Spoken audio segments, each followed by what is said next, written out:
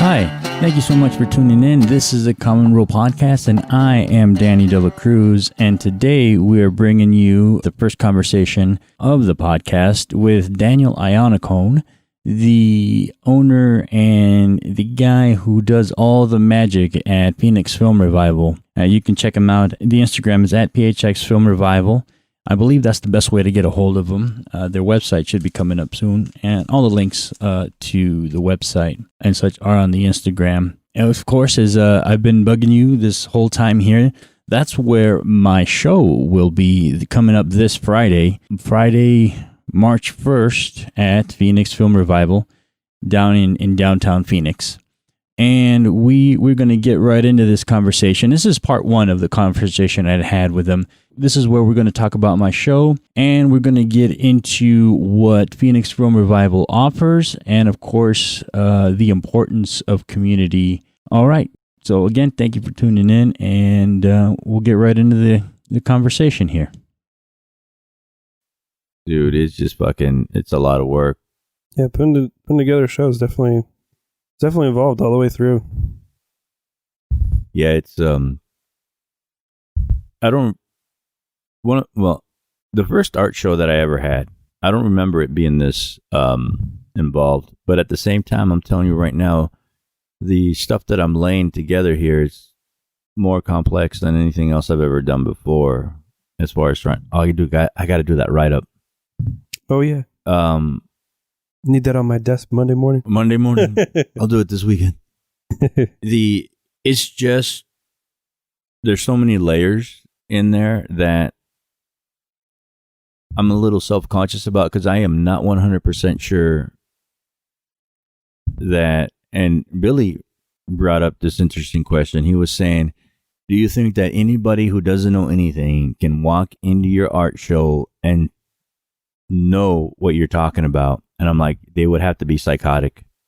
There's no way that people can look at, I'm probably going to have 25 photographs somewhere around there, and nobody's going to be able to get, oh, I see what he's doing right away. I don't see that they're going to put the dots together and get the story that I'm putting up there. And, and that's one thing, they might get something out of it, which is good enough for me. Something completely. I think you could take any sort of concept and run with it any which direction you want. Yeah. And, beauty is in the eye of the beholder. Yeah. And I was. In this sense, it's art is in the eye of the beholder. Yeah. And I'm okay with that. The amount of work that's gone into this, I wouldn't say overwhelming, but it's a lot. And it's the thought process and picking what you want to produce. And I mean, overall, I had the story in my head, and I've had this story simmering for probably the last year or so, easily. Let's just call it the hanging fruit pictures. Those are pretty intense. Yeah, those just fruit. Yeah. Those I've been mulling over since the time, and since, bad things were really happening in America. Actually, so it's been 3 years, I guess, now. I just have the story in my head to where, and I guess at one point I should have the next one of these podcasts before the show comes up about what I'm clearly trying to say, but I'm ambiguous, because a lot of photography is really ambiguous. Right. And I've left it like that on purpose. And everybody gets their own idea of what's happening. The portrait of the banana going from being a young man or woman to an old, decrepit thing is one story, layered and juxtaposed against the young banana that dies young at the hands of the people, the hanging fruit sort of thing. Exactly. And that is something about, either living a long life or dying young because of, trying to portray that. A lot of these, I've been wanting to shoot a sort of lynching thing for a while, because I don't see in my head the police shootings were just modern day lynchings the way that I see it. At least how it's been portrayed in the media, at least in that aspect of where, the Black Lives Matter sort of thing versus all lives matter sort of. And, I found that using obviously fruit instead of people or something more easily connected to triggered emotions, let's say, would probably the best way to go. But in that sense, yeah, I wanted to show a banana getting old naturally versus the banana being killed early by mob of angry evil pears. doers. Yeah. And that I wanted to juxtapose the still lives. I mean, there's a reason I don't call them, or I don't want to call them still lives. I see them more as portraits because they're supposed to portray people. Right. And it's supposed to be like a gallery of, originally the way that I wanted to shoot the fruit was like a gallery of, let's just say you go into like a museum and you see all these portraits of regal people, or how I see them, like you go into like the White House or something and see all the portraits of the presidents lined up, and they're all perfect portraits. And in a way, I wanted to show some sort of gallery of the people that nothing happens to them so much, that those fruits are always shot in great light. They're always cliche. Yeah, all the same. Still lifes, you shoot them in a certain way and they're always clean, fresh. Rarely, I don't know too many photographers that shoot rotting fruit. I've never come across one, but I know Caravaggio used to paint rotting fruit, rotting still lifes. That was one of those things. And I just found that out after the fact, that I thought that, So I wanted to shoot a family portrait style I wanted to shoot individual portraits of the fruit, showing them really nice and fresh.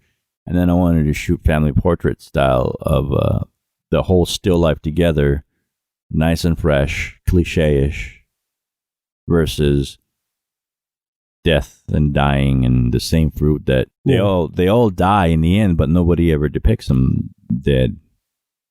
Yeah. And that how easy it is for, you don't see, and I just wanted to put that up against like real life, like how certain people during that time, I don't know if you remember too, that everybody talks about white privilege and this, that, and the other. And, I ain't got nothing to do with that. But I know that at one point, a couple of kids went to jail that were black for like doing nothing, essentially. And this one kid, because he's white, he gets away with rape. Yeah, that's not cool. It's, yeah. So in a weird sense, it almost like, quote unquote, what type of fruit does matter as far as what the outcome is socially. But in the end, they're all going to, they're all dying the way that I see it. No one gets out of here. No one's a bigger fruit than anyone else, basically, is what I'm trying to say. And that all the fruit is going to decay and all the fruit is going to. I mean, I like grapes a little bit more than I like pears. Yeah. I hate pears. I don't like pears, but they look really cool when you photograph them because the little stem has like an attitude to them. True. Like I don't know what it is, but I think it's funny. I think one of the last photographs that I was thinking of shooting that I don't know if I'm going to have time to shoot unless I do it tomorrow or something really close is I wanted to shoot so like how you bring a bunch of fruit together as well and they can make a great smoothie. Yeah. So I wanted to show the fruit one side next to a blender and then show the smoothie later on and how, if all the fruits just come together, they can make a great nutritious smoothie sort of thing and have it be a real America sort of thing. But like almost have like a happy ending to the show. Yeah, I like that. It might be a little cheesy, but the way that I have the photograph in my head, it looks all right. It looks good enough. But I like how ironically they're being blended all together. Yeah, if they would just all die for the same cause, it would make the rest of us nutritious sort of thing. I like that. Yeah. So I don't know. I might still shoot that. I might not. The way it's going, if I did that, it'd be ready by midweek, I guess, if I shot it and got it all done. And yeah, it's just a matter of getting it done. Anyway, that's for the art show. What I wanted actually to get you going on is, because I touched on this on a couple of podcasts before, is the importance of getting a community together. Definitely. Right now, is it as easy to get people together as you thought it would be? Or I don't know if I told you the full story on how I came about the film community in Phoenix. Started a while back and basically added myself to the AZ Film Photography group on Facebook. And actually, I didn't add myself. I posted somewhere asking about film in one of these other groups, and somebody added me into that group. And so the group was like closed, and I don't even know that it was visible on Facebook. This allowed me to kind of find my sense of community, being part of that. But what really established that was when I asked the question, why don't we have a community darkroom? And is there something available that I'm not aware of? And while there were a few, there's one out in Gilbert, Art Intersection, which is a phenomenal place, but that's way out of the way.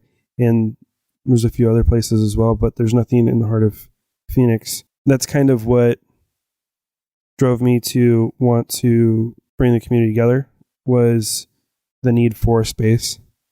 And the fact that there wasn't anything available is kind of what helped pull the community together. So I did an art show, ironically, since we're on the topic. I did an art show. I put up a couple pieces that were mine, and they were paper negatives that I had shot. I was pretty excited about it. I told my parents, said my parents come. They came out and saw the show, and then I sold a piece for $200 at that show. I had no expectation to sell anything, and I didn't even have a price up on it. And some guy came out and asked, "Hey, is this for sale?" And I said, "Yeah." He asked me what my price was, and I said $200, thinking that that was a lot of money. So I kind of didn't want to sell that piece, and I sold it. Long story short, took that money, had another show at the same space, and put the $200 towards renting the space. Instead of doing more work that's my own, I decided to represent the community I just found and came across. I highlighted each one of the photographers that I felt met the criteria of a different facet of the community. There were 4 guys, 4 girls. I took a portrait of each person, as well as a portrait of their film camera, with them holding it. And then also had them present an image of their own. And then had a little questionnaire about what their appreciation is about, film photography. Why do you like shooting film? What type of film do you like to use? A bunch of different questions that I asked each person, posted that up on the wall so people could read it and see that. I had all of these presented behind these crazy contraptions that I made, which were kind of a design that I just kind of came up with. And they were a bunch of enlarger lenses that I had collected over time. I had to do all this math to figure out the proper depth from the image to the lens, and having the image be in focus and having it at the right size so it was completely visible. So, and it varied for each one of these lenses because they weren't all the standard, 50 millimeter lens. There was some that was 150, some that were 80, 75, 50. So there was some variety there. And it all came together the night before first Friday when the show was going up. So I turned out the lights and said, done, got it up, had the show. And that was kind of where this whole thing kind of took off for community for me. I realized just how important it was. Kind of didn't focus so much on myself. I really didn't even mention too much my name for that show. And while it was a huge undertaking, I was really proud of it. And there was a lot of people involved in making it happen, just continuing that kind of where the community kind of needed to go. Yeah, some of those people are they they're still around. I mean, as far as part of the community and oh, definitely going to the next level with Phoenix Film Revival. Those people are still engaged, and there's a handful of people. I mean, I went to that show that you were talking about. Yeah. Well, I'm here now. Yeah. So it makes such a big difference when you have a bunch of people with the same creative goal going forward. Now, I know that you do workshops and teach people how to develop their own film and things like, which I think is amazing. How when you do those, how many are strangers? How many are people that you've never met before compared to When I first started out, there was quite a few. I didn't really know anybody who was taking these workshops, and never really conversed prior to that. There were quite a few people who were following our Instagram and saw that we were getting closer and closer and closer, and then we finally had the announcement that we opened up, and then we were going to have workshops. And there were a few people that came in and said, I've been watching this thing kind of unravel and develop into this, and they were really excited about that. But yeah, for the first few workshops, there were completely different new people that I've never met before. Some younger people, older people. There's quite a variety of people who know a lot about film, people who don't, people who want to continue down that path. I had a guy bring his girlfriend in, and so they both got tickets to that. Actually, twice. That happened twice. Same guy or different? Different guy. Oh, okay. And then I had another guy who took a black and white workshop, and then he came in and took a color workshop. And same thing with another girl. She took a black and white workshop and then a color workshop. So film processing, of course. Yeah. So it's been really awesome to see that transpire and kind of just happen, Yeah. I mean, I'm not going to say that, I didn't believe in you or anything like that. That's not what I'm saying. But what I'm saying is that I am very surprised at how much of a response you've gotten this early in the game. I mean, it just seems like, it almost seems like people, like you're saying, people are just waiting for this thing to happen. Oh, and yeah. The other thing that I've noticed, and I don't know how you feel about this, is that all of a sudden, I know that there's 2 more places that have opened up that are teaching people how to process their film. You know about this, right? A little bit, yeah. How funny is that? That I'm not going to say they're straight trying to jack your vibe, but it seems like you may have inspired other people to go, you know what? I think I can do that too, in a weird way. Not that I don't think it's going to be competition, but at the same time, yeah. I mean, I personally would like to take, credit for something like that. But I know realistically that this is more of a national thing. This isn't just a local, people seeing Phoenix Film Revival. I know that we've been doing this thing for a while now, but there's dark rooms popping up all over the country. There's Safe Light Labs that just opened. They just got their building. I think it was last week or the week before that in San Diego. There's a guy in Hawaii who's got a dark room now, and there's actually a Discord server that I'm on right now where I'm connected with I think 8 or 9 different dark rooms across community the country. dark rooms. Community dark rooms. Yeah. Public access type deal, or private with the sense of having the community come in and people who want to learn have those tools at their fingertips. And from a local standpoint, I think there has been inspiration with PFR, with Phoenix Film Revival. I don't think it's bad. I mean, obviously, whenever you have that sense of, oh, somebody's doing something and it happens to be the same sort of thing that I'm doing or similar, there's going to be a little bit of territorial, competitive vibe. Competitiveness, but I think it's important. Even through the growth with Phoenix Film Revival, towards the early stages, we had some other people in the community who were pursuing the same sort of goal, but I didn't feel that they were going in a direction that was healthy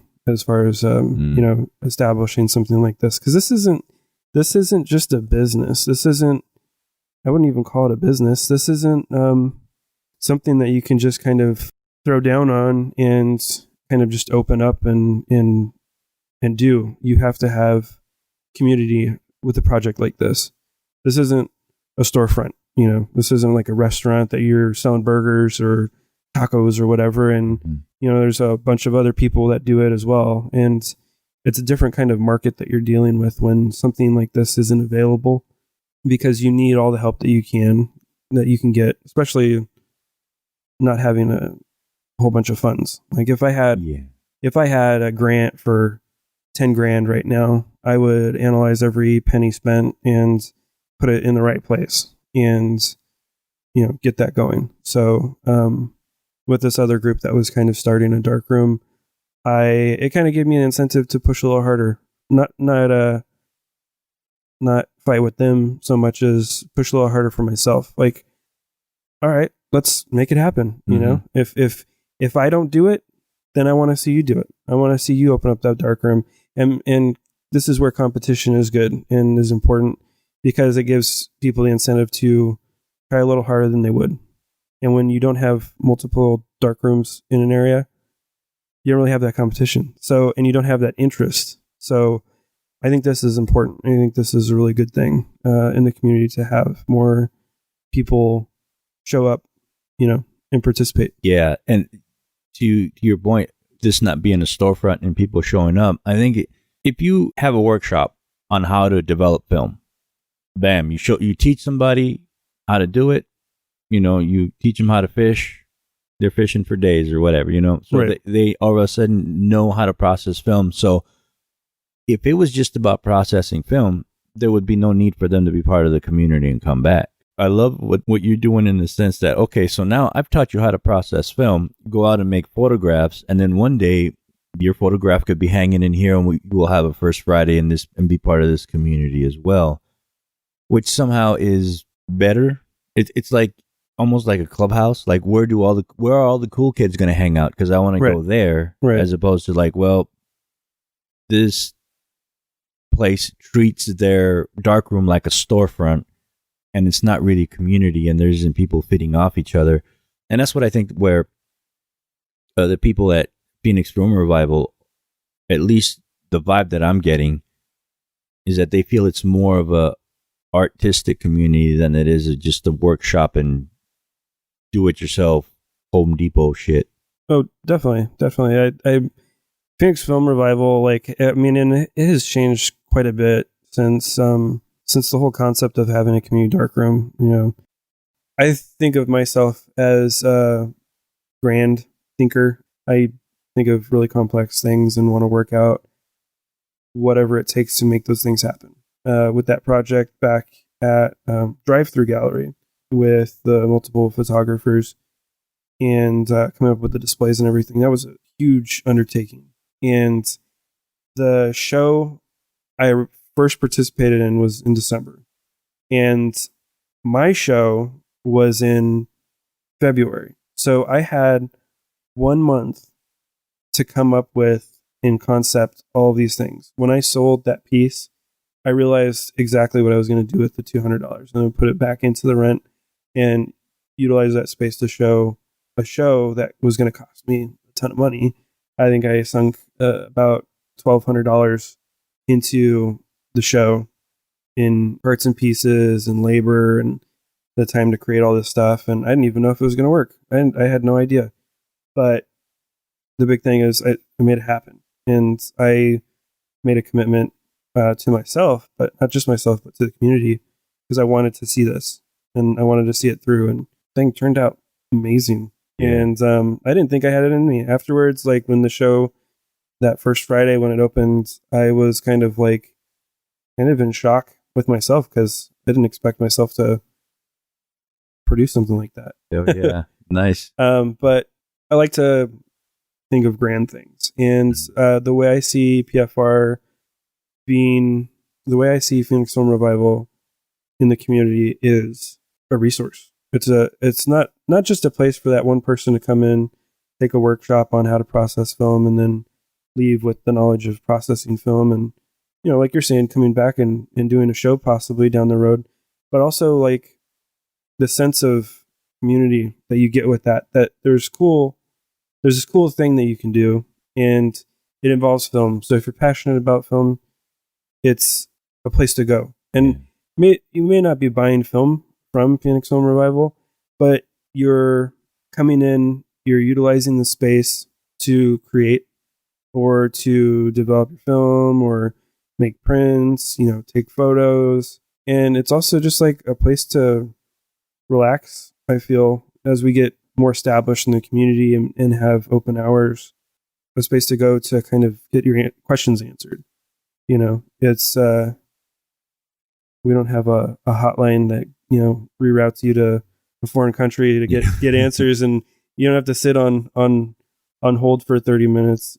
I respond to people on Instagram pretty quickly and try and answer any questions directly with people. And I'm a person. I run the space. I like people. There's a couple of people who come in and drop off their film, and we don't officially have a film processing service, but they just want to come in and get their film processed with me, and they're capable of processing their film, but they would rather come in and talk with me about the space and about their projects, and I think that's important. If there's anything that's more important in our culture today, is appreciating people, appreciating their dedication to something and their passion in what it is they do, and learning not just to appreciate that, you have to appreciate it in yourself too, and you have to have that ability to go out there and do that. That's kind of what Phoenix Film Revival is supposed to be. Hell yeah! How important is it to not be an asshole? I guess it depends who you're being an asshole to. From someone outside looking in, it could seem a little, I guess in this day and age, it could seem a little pretentious to have a artist collective, because in a sense, that's probably what it is. It's just a bunch of quote unquote artists or aspiring artists getting together to talk about something that's, unfortunately, it seems like it's going to be finite. Shooting film we're probably the last of the Mohicans for the most part. I mean, it's a bleak view, but there's still a long way to go anyway. But right.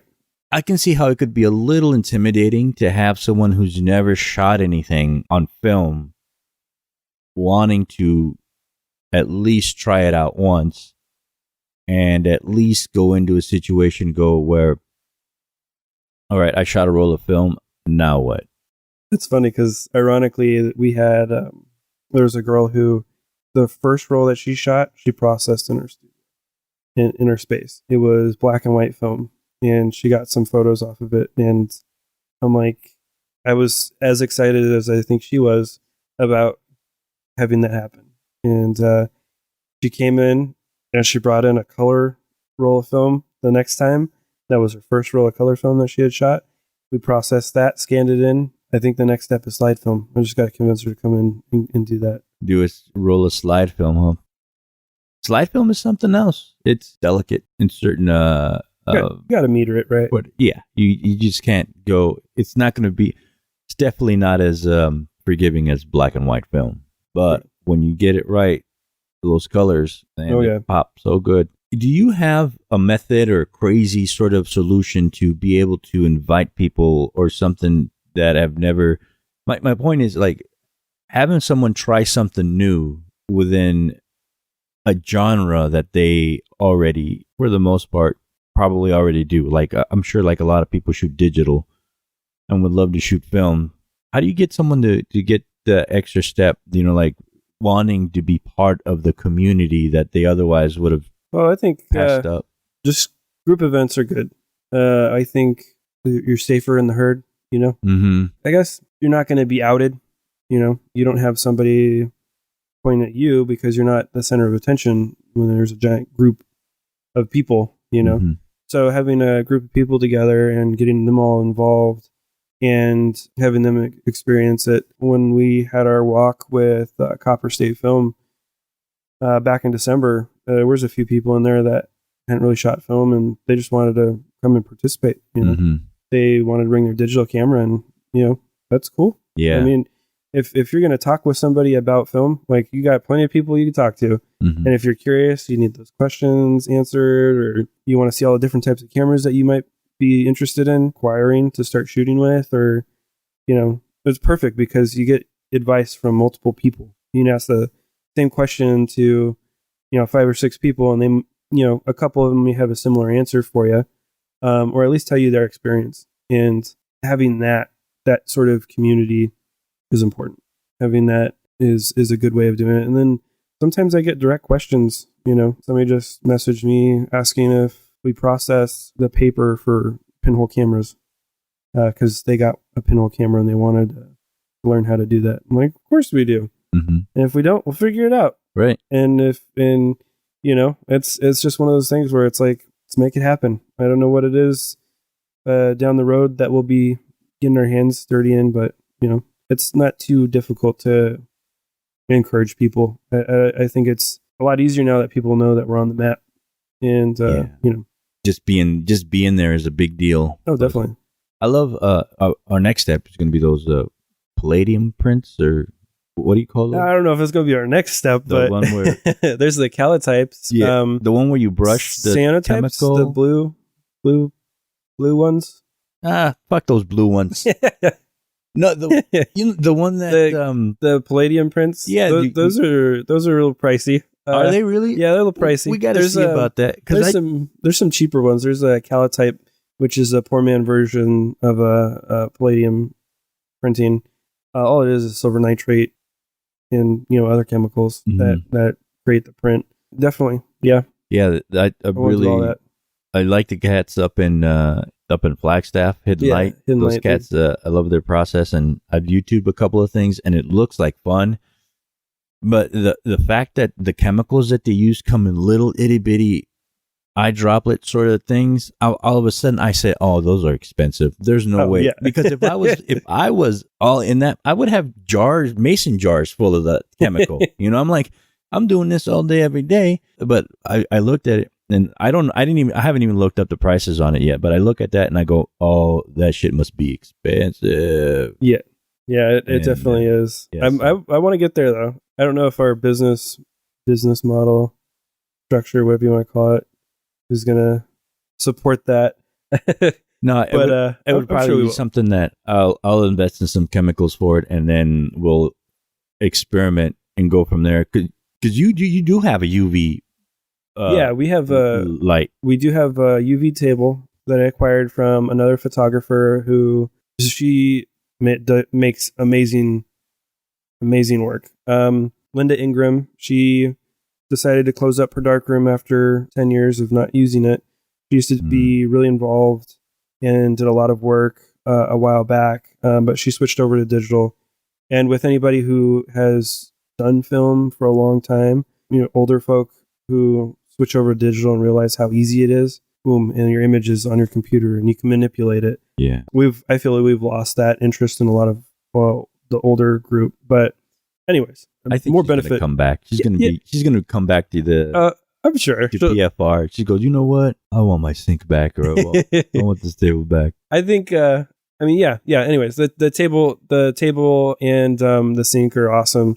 The light table has glass on the top. You can look at prints that are really big. You can cut your paper, film, whatever it is that you have up on top. And then underneath, there's a UV unit with, I believe, like 8 or 9, maybe 10 UV bulbs, fluorescent UV bulbs. Oh wow! For exposing larger prints, which she did a lot of.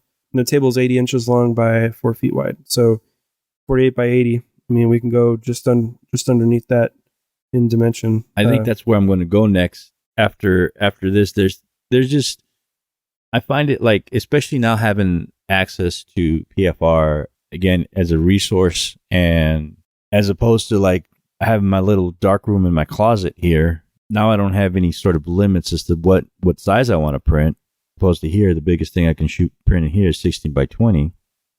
At PFR, you can print a wall. If you want. We have several enlargers that lean back so you can project on the wall. Mm-hmm. And we have our larger 4x5, which currently only goes up to 20 by 30, which, I mean, I think if you wanted to, you can go bigger, but 20 by 30 is kind of pricey with the it's impressive chemistry and paper and such. But even printing like 11 by 14 or 14 by 14 prints on Palladium on those papers, because those papers seem to be kind of expensive and specialized too. Yeah, I think it would just be more of adding value to your art. Yeah, see, in Palladium printing, which I know you have experience in now, Palladium printing requires digital negative. So you or giant film negative. I mean, but I doubt that you're gonna find a camera easily accessible to shoot, big 16 by 20 film and then make a print from that. But even an 8 by 10 would be. Don't get me wrong. I'd love a. Yeah, then you also have to deal with your curves and stuff, which are a little different. But yeah, Palladium printing does require the use of a printer to create your digital negative first before putting it through to do the actual processing. I mean, we'll get there. But the tools are there. Yeah, you can do it. Yeah. I mean, the thing that makes things like PFR possible and having the resources is it's having people that want to do this together. I mean, it just doesn't. I think, definitely. I think there's a lot of people out there that didn't realize they want to do that. Yeah. And I think by making that announcement with PFR a while back and encouraging that and getting involved with the community and demonstrating to the community what it is PFR has to offer is huge, because that's only going to add value to what this is for the community. PFR is a full service station. Yeah, we're working on a separate end of Phoenix Film Revival, which I'll be announcing soon as well, which is still in the works. We're going to have services available to do film processing. My hope down the road is to have a spot that you can drop off your film to get processed. Drop boxes in the community where you can drop off your film. We process it and then have it available either the next day or a couple days, and then also have printing services. So let's say you have an exhibition that you're working on and it needs to be printed from a negative. You're not doing a digital print and you're not doing a digital negative. I want to definitely offer services for people who want that assistance to exhibit their work. Mm-hmm. So both silver gelatin in black and white, and then also in color. There's not really anybody who has that expertise in color, and we definitely don't, but we have the equipment and the know-how to get there, and I definitely want to provide that sort of unique service to, and the motivation to people. Oh yeah, I've got plenty of people and I know plenty of people who shoot amazing film photos in color that would look amazing reprinted or reproduced as an actual color print, RA4 color print. In fact, we have another guy down the road will be working. I'm actually in works with right now to show his work later in the year. So I've made some little teasers. Yeah. Who is it? Let the people know. Isaiah Romero. Yeah, that guy's a monster. I love his photography, dude. He's got a very clean style, and what's beautiful is what you see is what you get. And his film, it's he might tweak a couple levels, but as far as printing, there's no significant adjustments, or what he shoots is kind of it's just a matter of doing a little adjustment. I had a conversation with him and said that his film, it's not easy to it's a completely different world to shoot a piece of film, edit out all these things that you don't want in there, and then present that. And I feel a lot of people, that's just their style. They'll shoot something, somebody will be in the shot that they don't want. You edit that out. You can do that with the tools that you have nowadays, and it's really easy. Mm-hmm. I could do it on my phone. There's birds or whatever it is, trash, dust, scratches. You can edit all those out. It's really easy. Well, that's true. Dust and scratches are a huge thing back in the day with printing. Like, that's something that you had to master. Yeah, you have to master it. Printing, that's a whole nother set of skills to have that sort of cleanliness and know how to prevent all those things. When it comes to printing, and you want to present something really nice or in that style where it's like crisp, clear, no distraction, it takes a lot. I love the options and the potential that's available. Just on that alone, and while of course, we're talking about something very specific, about something very that pertains to me, and as far as making it universal. Because I think, obviously, I guess plumbers and welders do have sort of the community. They can go to the local union hall and have it up. But it doesn't seem like I'm thinking about starting another community myself, but that's very specialized in it. I want to start a community with art, glam, photography from, the other side of my photography as well. But okay, I'll talk a little bit of shit. I'll break a rule here for a second. It just seems like in that genre, there's a lot of arrogance. There's a lot more self-absorbed people. What kind of tips and advice would you suggest, not just for starting a community of that type, but just in general, like let's just say sculptors, or let's just say someone else, painters. What do you think is the foundation to start a good community of artists or like-minded creative type people, what's the common denominator you think you see with everybody that comes to you PFR? Well, I think having establishing a community is difficult. We did have film community here in Phoenix, prior to me coming along, but the driving force is, I feel, knowledgeable people come together, share their information, and kind of continuing that. When it comes to like sculptor or like art, having first off is establishing those connections with those other people and coming about it in a way that's not competitive. You're not competing with those people. Competition up front, it kind of deters the direction you're trying to move in. Encouraging each other to do better, participating in any sort of project or show. So if you're a sculptor and you know somebody else in the community who sculpts and you like their work, you should go to their show and go see their work and encourage them. And that encouragement comes back around. It's karma. It's appreciation. They feel appreciated. Mm-hmm. That's important because when they feel appreciated, they know what it's like to appreciate somebody, and they see that you're trying to. It needs to come from an authentic point. So when you're trying to create that community, you kind of like, I'm not a great film photographer, and I've posted some of my stuff, and so why should the community trust me with leading a project that I'm not a good example in my own work? Well, it has nothing to do with my work.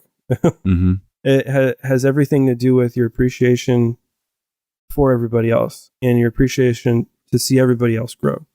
So if you don't have a community that's in your area, it's simple. You go out and create it, and you bring these people together.